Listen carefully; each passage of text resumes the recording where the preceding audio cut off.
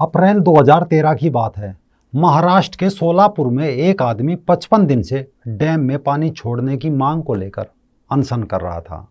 महाराष्ट्र में मुख्यमंत्री थे पृथ्वीराज चौहान और उप मुख्यमंत्री थे अजीत पवार। तब किसी ने डैम में पानी न छोड़े जाने का सवाल उप मुख्यमंत्री अजीत पवार से किया तो उनका जवाब था, अब पानी है ही नहीं तो क्या छोड़े, क्या अब वहाँ पेशाब कर दे। ऐसा शर्मनाक बयान देते हुए वे खुद हंस रहे थे और उन्हें सुनने वाले श्रोता भी हंस रहे थे। ये थे अजीत पवार, चाचा शरद पवार के भतीजे, जिन्हें महाराष्ट्र की राजनीति का खिलाड़ी कहा जाता है, जिसने दाऊद इब्राहिम से दोस्ती के चलते गिरफ्तार नहीं किया था बल्कि पाकिस्तान जाने का रास्ता ही साफ कर दिया था। ऐसे कई आरोप में लिप्त चाचा का ये भतीजा भी कम नहीं है। कुछ दिन पहले की बात है, ऐसी सुगबुगाहट थी कि शरद पवार के भतीजे अजीत पवार की अगुवाई में पार्टी के कई विधायक अलग होकर भाजपा के साथ जा सकते हैं। हालांकि बाद में अजीत पवार ने इन खबरों को खारिज करते हुए कहा कि वे अपनी आखिरी सांस तक एनसीपी में रहेंगे। लेकिन रविवार को उनकी आखिरी सांस पूरी हुई और अजीत पवार ने बगावत कर 8 विधायकों के साथ शिंदे सरकार में उप मुख्यमंत्री पद की शपथ ले ली। अजीत ने एनसीपी पर भी दावा करके कहा कि अपने चाचा को वही गुट्टी पिलाई जो 83 साल के चाचा शरद पवार अपने पॉलिटिकल कैरियर में कई दूसरे राजनीतिक दलों को पिला चुके हैं। नमस्कार, रंग दे बसंती देखना शुरू कर चुके हैं आप। मैं हूं राजीव चौधरी। आज ये एक ऐसे नेता की कहानी है जिसने कांग्रेस से लड़ झगड़ कर अपना कद बुलंद किया, कांग्रेस से नाराज हुए तो अपनी अलग पार्टी बना ली और फिर सत्ता के लिए गठबंधन भी कांग्रेस से कर लिया। आरोप लगे कि उसने दाऊद इब्राहिम को आत्मसमर्पण करने से रोक दिया, फिर अपनी सफाई में लिखा और ठीकरा प्रधानमंत्री के सर पर फोड़ दिया। ये सब कैसे हुआ, इसका पूरा किस्सा समझिए। साल 1977 की बात है। देश में इमरजेंसी के बाद कांग्रेस 2 गुटों में बट गई। एक इंदिरा की कांग्रेस आई और दूसरी रेड्डी की कांग्रेस यू। तब शरद पवार कांग्रेस यू में शामिल हो गए। इसके अगले साल महाराष्ट्र में विधानसभा चुनाव थे। ये चुनाव दोनों कांग्रेस अलग अलग लड़ी, लेकिन दोनों कांग्रेस को पछाड़ते हुए जनता पार्टी कुल 288 सीटों में से 99 सीटें जीतकर सबसे बड़ी पार्टी के रूप में उभरी, लेकिन बहुमत से पीछे रह गई, यानी त्रिशंकु विधानसभा थी। इंदिरा वाली कांग्रेस को 62 और रेड्डी वाली कांग्रेस को 69 सीटें मिली थी। राजनीति का खेल समझिए। जनता पार्टी को रोकने के लिए दोनों कांग्रेस एक हो गई। मुख्यमंत्री बने वसंत दादा पाटिल और नासिक राव त्रिपुड़े बने उप मुख्यमंत्री। लेकिन एक लोचा हो गया। सरकार के बनने के साथ ही कई नेताओं में आपसी वाद विवाद बढ़ने लगा। सरकार बने कुल 4.5 महीने ही बीते थे। एक दिन मुख्यमंत्री वसंत दादा पाटिल ने शरद पवार को अपने घर पर खाने के लिए बुलाया। कहा गया कि मुख्यमंत्री आज अपने युवा उद्योग मंत्री शरद पवार के साथ कुछ मुद्दों पर चर्चा करना चाहते हैं। उमस भरी दोपहर में शरद पवार मुख्यमंत्री के घर पहुंचे। कुछ चर्चा की, खाना पीना खाया। जब घर से चलने की बात हुई तो शरद पवार ने मुख्यमंत्री के सामने हाथ जोड़कर कहा, दादा अब मैं चलता हूं, कोई भूल चूक हो तो माफ करना। तब वसंत दादा कुछ समझे नहीं, मुस्कुराकर कहा, नहीं नहीं सब ठीक है। लेकिन शाम होते होते राज्य सरकार में बगावत की बात सामने आने लगी और शरद पवार की गलती वाली बात भी सबको पता चल गई। पता चला कि शरद पवार ने 40 विधायकों के साथ बगावत कर दी। इससे गठबंधन सरकार धड़ाम हो गई। दोनों कांग्रेस मुंह देखती रह गई। शरद पवार जनता पार्टी के साथ सरकार बनाने में सफल रहे और 18 जुलाई 1978 में शरद पवार 38 साल की उम्र में प्रोग्रेसिव डेमोक्रेटिक पार्टी यानी परलोद की सरकार बनने के साथ महाराष्ट्र के सबसे कम उम्र के मुख्यमंत्री बने। मुख्यमंत्री बने कुछ ही समय बीता था, जनता पार्टी में भी फूट पड़ गई। इंदिरा गांधी की सिफारिश पर 1.5 साल बाद ही महाराष्ट्र में राष्ट्रपति शासन लागू कर दिया गया और पवार की पहली सरकार को बर्खास्त कर दिया गया। पवार सत्ता में आए और चले गए। 2 साल बीत गए। 80 का दशक था। इस दौरान महाराष्ट्र समेत देश में कई राजनीतिक बदलाव हुए। पंजाब में खालिस्तान आंदोलन बढ़ा और 1984 में प्रधानमंत्री इंदिरा गांधी की हत्या हो गई। इंदिरा की हत्या के बाद देश के प्रधानमंत्री बने राजीव गांधी। ये वो दौर था जब कांग्रेस में युवा पीढ़ी को बढ़ावा दिया जा रहा था। राजनीतिक रूप से बेरोजगार पवार कांग्रेस में आने के लिए तैयार थे। हालांकि महाराष्ट्र और कांग्रेस के कुछ नेता पवार की वापसी के खिलाफ थे। पर देश में इंदिरा की मौत के बाद एक सहानुभूति की लहर थी।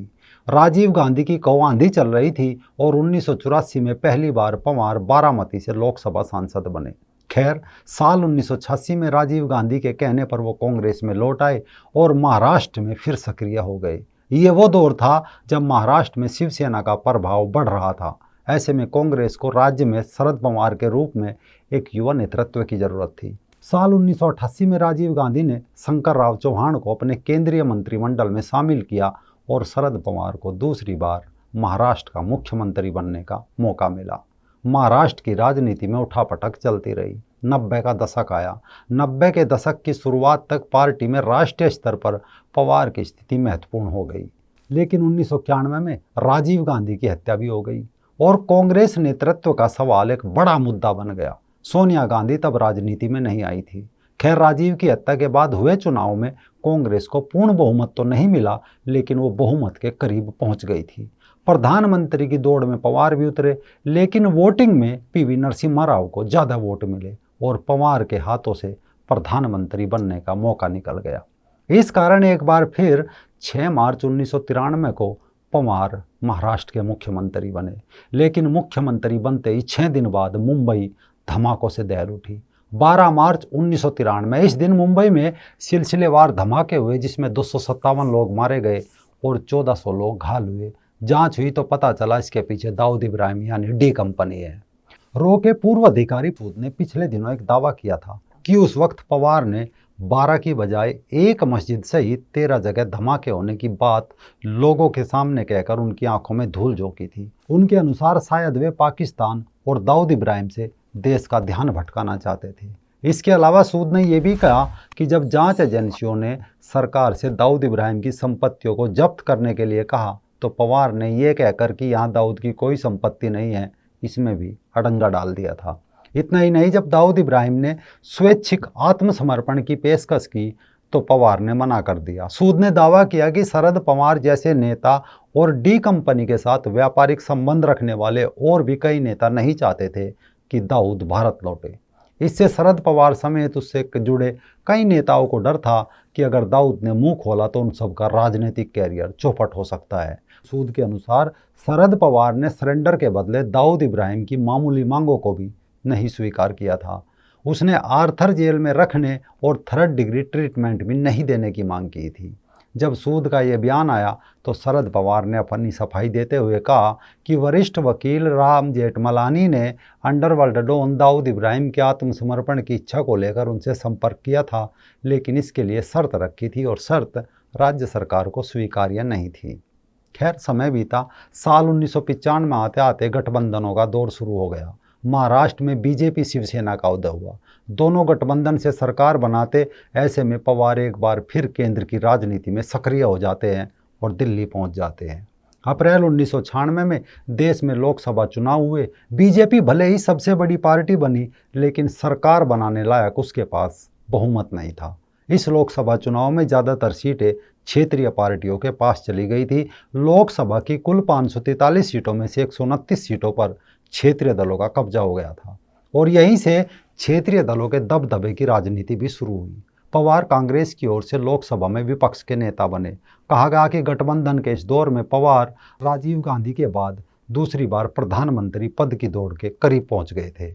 कांग्रेस बहुमत में नहीं थी, लेकिन उसके समर्थन से सरकारें चल रही थी। इसी बीच सोनिया गांधी ने सक्रिय राजनीति में आने का फैसला किया और फिर कांग्रेस का अंदर का पूरा गणित ही बदल गया। कांग्रेस के अंदर मौजूद एक बड़े वर्ग की राय थी कि सोनिया को प्रधानमंत्री बनना चाहिए। ऐसे में पवार को लगा कि अब उनका प्रधानमंत्री बनने का सपना कभी पूरा नहीं हो पाएगा। ऐसे में 1999 में शरद पवार ने सोनिया गांधी के विदेशी मूल का मुद्दा उठाया और कांग्रेस में पवार की दूसरी बगावत थी। पीए संगमा और तारिक अनवर के साथ मिलकर नई पार्टी बनाई, राष्ट्रवादी कांग्रेस पार्टी यानी एनसीपी। एनसीपी भले ही बनी, लेकिन जब अटल सरकार के बाद साल 2004 में चुनाव हुए तो सोनिया गांधी के नेतृत्व में कांग्रेस सबसे बड़ी पार्टी बनी।